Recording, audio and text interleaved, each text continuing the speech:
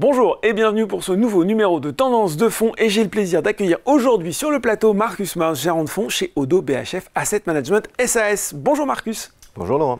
Alors, on va parler ensemble du fonds que vous conseillez Oddo BHF German Equities qui existe depuis, excusez du peu, 1974. J'étais même pas encore né à l'époque.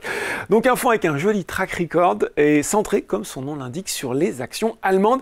Et si on en parle, Marcus, c'est parce qu'on a le sentiment qu'avec l'arrivée du nouveau chancelier Friedrich Merz et son plan de relance budgétaire massif, eh bien peut-être que Germany is back, l'Allemagne est de retour. Est-ce que c'est vrai? Est-ce qu'on en fait trop? Quelle est votre vision à vous sur ce qu'on pourrait qualifier peut-être de moment allemand?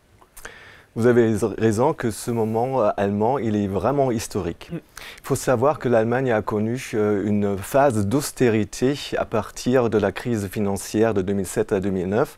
Et voilà, le porte-monnaie était fermé. Et là, d'un coup, le pays opère un revirement budgétaire important. Les attentes pour les élections n'étaient pas vraiment très élevées, mais à l'issue de ces élections, au sein du Bundestag, on a trouvé une majorité pour réformer ce frein à l'endettement qui est inscrit dans la Constitution en Allemagne. C'est ce fameux Schuldenbremse qui a été réformé et les Allemands ont lancé deux gros programmes d'investissement sur les infrastructures et sur la défense qui en total vont, on va dire, jusqu'à 1000 milliards d'euros. C'est un budget conséquent qui va être déployé sur les 10 à 12 ans à venir. Pour mettre dans le contexte, ça représente un stimulus budgétaire annuel entre 1 et 2% de croissance du PIB supplémentaire. C'est quelque chose qui a vraiment dans l'historique, qui n'a jamais été vu.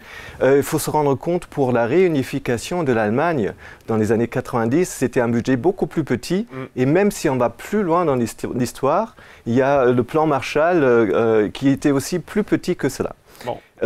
C'est clair que l'économie allemande va en profiter et c'est sûr aussi que les entreprises en Allemagne vont en profiter. Et je dirais même que ça pourrait faire de l'Allemagne un nouveau moteur pour l'Europe. Nouveau moteur pour l'Europe et ce plan 1000 milliards sur 10 à 12 ans, donc une vraie volonté de relance historique et en même temps qui arrive en pleine guerre commerciale avec les États-Unis. Est-ce que ça ne va pas doucher peut-être un petit peu cet espoir de relance? Alors pour nous, la réponse est non. Non. Vous avez raison, à court terme, il y a cette guerre commerciale qui pèse un peu sur la croissance économique en Allemagne. Mais à partir de 2026, à moyen terme, nous sommes persuadés que le plan allemand va reprendre le relais et va compenser ce choc externe qui est cette guerre commerciale. Si on regarde un peu plus en détail, on voit que les exportations vers les États-Unis commencent déjà un peu à faiblir. Mais le pire, c'est cette incertitude qui règne aujourd'hui, qui paralyse les entreprises. On voit que les instituts économiques, je citerai le FMI, par exemple, qui a déjà révisé à la baisse les perspectives de croissance. Mais pour 2026, on pense que l'Allemagne va entrer dans une phase de croissance forte et durable.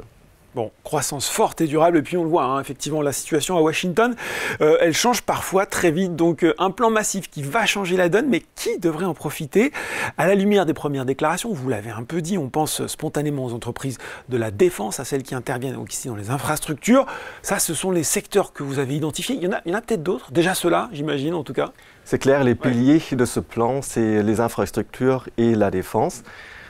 Du côté de la défense, on pourrait citer une entreprise comme Rheinmetall qui devrait en profiter. Elle a déjà bien grimpé en bourse. Hein. Elle a déjà bien grimpé en bourse, mais les perspectives sont vraiment très très bonnes.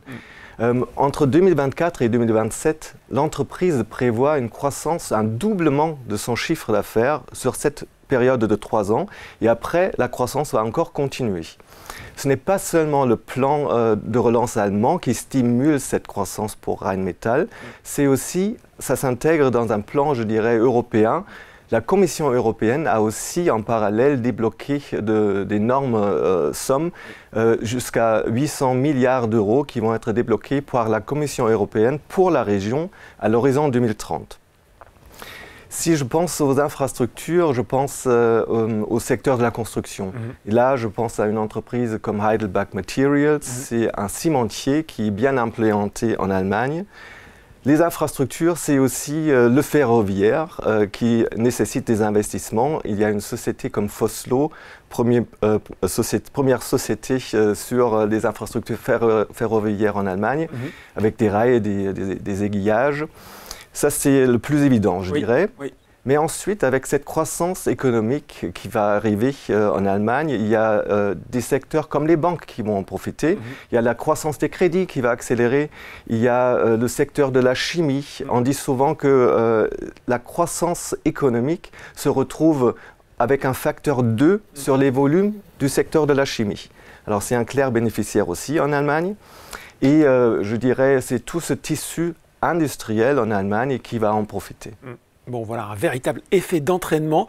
Si on s'intéresse plus précisément à ce fonds, Oddo BHF German Equities, combien de lignes il comprend aujourd'hui?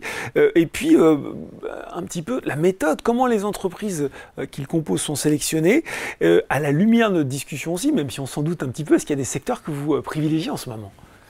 Alors, l'équipe de gestion aujourd'hui a à peu près 90, un peu plus de 90 valeurs en portefeuille. Et pour la philosophie de ce fonds, elle se veut fondamentale et bottom-up. C'est vraiment, l'équipe de gestion va rencontrer environ 250 sociétés par an pour parler des perspectives, des enjeux des entreprises et pour détecter les investissements qui nécessitent d'être intégrés dans le fonds. Pour le positionnement de ce fonds aujourd'hui, c'est clair, il est positionné pour profiter de ce plan de relance massif. Oui. Et on a une surpondération dans le fonds sur les industriels, les valeurs industrielles bien évidemment, sur la chimie que j'ai citée, mais aussi sur la consommation cyclique. Un autre élément qui est important à mentionner dans ce contexte, c'est le fonds est aussi aujourd'hui surpondéré de 10% sur les valeurs de moyenne et petite capitalisation boursière. Pour nous, c'est un segment qui est très attractif parce que d'un côté, il y a la valorisation qui est très attrayante et en même temps, il y a sur ces valeurs-là une exposition domestique beaucoup plus importante. Ils sont beaucoup plus ancrés sur leur pays d'origine et en Europe. Bon, on va y revenir d'ailleurs, parce que c'est intéressant cette exposition aux valeurs moyennes. Allez, est-ce que vous avez quelques exemples à partager pour nous de ces sociétés intéressantes ? Je pourrais parler de deux sociétés de moyenne capitalisation qui sont Ströer et qui sont Jungheinrich. Ströer est une société, pour schématiser, c'est un peu le JC Decaux de l'Allemagne. On parle tout de suite. Voilà, c'est de la publicité extérieure. C'est le leader en Allemagne, loin devant JC Decaux. Et c'est une activité, cette publicité extérieure, qui est corrélée à la croissance économique. Mais il y a en ce moment un atout supplémentaire. Il y a cette digitalisation des endroits de publicité qui est en cours. Il faut savoir, en Allemagne, sur à peu près ou plus de 300 000 endroits de publicité dans le pays, il n'y a que 7 000 qui sont seulement digitalisés. Ah oui, donc il y a de la marge de progression. Il y a une bonne marge de progression et surtout, un endroit digitalisé, ça veut dire que vous pouvez passer une publicité en vidéo. C'est mieux rémunéré par les annonceurs, alors encore un vecteur de croissance du chiffre d'affaires supplémentaire. Et ça, c'est le côté intéressant sur ce dossier. Sur Jungheinrich, c'est un producteur de chariots élévateurs et c'est aussi une entreprise qui est active dans l'automatisation des entrepôts. Là aussi, vous avez une activité qui est bien corrélée avec la croissance économique et vous avez aussi là une valorisation qui est très très intéressante. C'est une société qui, selon nos analyses, se paie avec un PER inférieur à 10. Il y a un secteur symbole de l'excellence allemande, c'est l'automobile. Et on sait que depuis un an, encore plus depuis le début de l'année, avec cette guerre commerciale, c'est compliqué pour l'auto. Est-ce que malgré tout, il y a des valeurs qui vous semblent intéressantes? Et si oui, pourquoi dans un contexte, encore une fois, très compliqué? Vous avez raison, le contexte est compliqué, il y a des défis, mais il y a aussi les valorisations qui sont aujourd'hui intéressantes. On pourrait dire qu'il y a une bonne partie de ces défis qui sont déjà intégrés. Pour autant, dans le fond, l'équipe de gestion a sous-pondéré ce secteur, mais il y a quelques valeurs qui sont quand même présentes. Je citerai par exemple BMW ou Continental qui ont une histoire un peu particulière.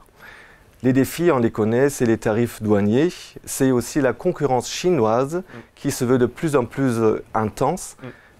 Avec l'électrification des voitures, les Chinois, ils ont vraiment bien rattrapé, on va dire. Alors, pour BMW, on a une entreprise où cette exposition aux tarifs douaniers est un peu moins importante. D'accord. L'entreprise opère une base de production aux États-Unis plus importante que, par exemple, les autres producteurs en Allemagne ou en Europe. C'est moins impacté. Ah, oui. Et en Chine, après un retard pris, parce que les producteurs européens, ils ont pensé de pouvoir commercialiser les voitures qui se vendent en Europe ou en Amérique du Nord, en Chine. De la même façon. De la même façon. Eh oui. Mais le consommateur chinois, il ne prend pas forcément goût à ça, il a ses propres goûts. Et BMW a mis en place un développement pour la nouvelle gamme qui devrait prendre en compte ce goût du consommateur chinois et de se faire rattraper un peu son retard. La valorisation est aussi intéressante parce que si vous avez acheté BMW aujourd'hui, la moitié de la capitalisation boursière que vous payez aujourd'hui est détenue en cash sur les bilans de la société. Ah oui, d'accord, effectivement. Puis Continental, c'est un cas un peu à part. C'est un équipementier automobile qui abrite sous son toit une activité pneumatique comme Michelin. On connaît bien, oui. Et une activité d'équipementier automobile. La particularité de la société, c'est qu'elle va se splitter en deux. En septembre, c'est prévu que la société va splitter et il y a une activité pneumatique cotée en bourse et une activité équipementier automobile cotée en bourse. Et d'un point de vue valorisation, c'est très intéressant parce que selon nos analyses, vous payez aujourd'hui, si vous achetez Continental, uniquement le prix pour l'activité pneumatique. Et vous avez l'équipementier automobile en prime. Cadeau. Voilà pour ces deux sociétés. Intéressant, hein, l'exemple sur le secteur auto. Il faut qu'on revienne à ce que vous avez dit. Vous avez indiqué que l'équipe de gestion, elle est ouverte davantage aux moyennes capitalisations. En France, on le sait, les gens qui nous regardent le savent, c'est un secteur qui a beaucoup souffert, des valorisations qui s'en ressentent aujourd'hui. Vous l'avez un peu évoqué, c'est la même histoire en Allemagne qui se joue? Oui, je dirais que oui. Les valorisations des petites et moyennes capitalisations boursières, c'est le même phénomène en France, en Allemagne et aussi en Europe, je dirais. Pour parler un peu plus de l'Allemagne, selon nos analyses, vous prenez un peu les indices de référence qui sont le MDAX ou le SDAX et vous constatez que les PER de ces indices aujourd'hui sont bien inférieurs à leur moyenne historique. Alors c'est vraiment attrayant d'un point de vue de valorisation sur ces deux segments en Allemagne. Bon, il faut terminer par cette petite particularité. On a une dizaine de pourcentages du fonds qui sont investis dans des actions hors Allemagne. On se dit, tiens, c'est surprenant. Quelle est la philosophie de cette poche dans justement dans le pilotage du fonds? Aujourd'hui, il y a à peu près 8% du fonds qui sont investis dans des valeurs non allemandes. Oui. Et la raison, elle est simple, c'est pour profiter de cette dynamique qui se déploie en Allemagne avec, à travers de sociétés de la zone euro qui en bénéficient également. On pourrait penser sur la défense de sociétés comme Thales en France ou peut-être Leonardo en Italie, qui sont des sociétés qui bénéficient bien sûr également du plan allemand. Sur la partie construction, je pense à une société autrichienne, Strabag, qui est le leader du BTP en Allemagne, ou une société comme SPIE, qui génère un tiers de son chiffre d'affaires sur le marché allemand dans les projets d'infrastructures énergétiques et de communication.